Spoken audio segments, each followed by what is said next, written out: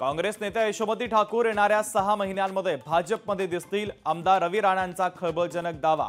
देवेंद्र फडणवीस यांच्यासोबत त्यांची भेट झाल्याचाही केला दावा। मालेगावात चिमुकलीवर अत्याचार करून हत्या प्रकरणी गावातील 3 वर्षाच्या मुलीवर अत्याचार प्रकरणी आरोपीने गुन्हा कबूल केलेला असताना सुनावणी। फास्ट ट्रॅक खटला या सगळ्यांची गरज काय?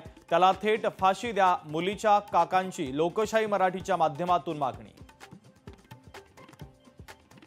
आरोपीने सिद्ध केलंय की मी हा गुन्हा केलाय म्हणून सर्व आहे, तर मग विलंब का?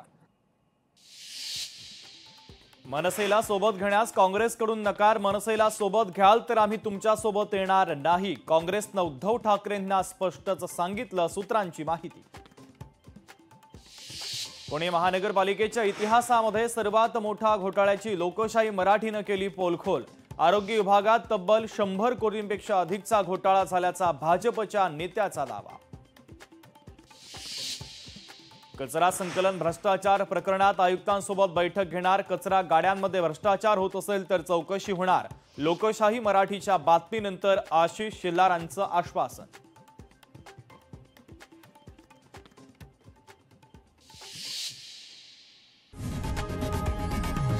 लोकशाही मराठी ऐका, पहा, जागरूक रहा।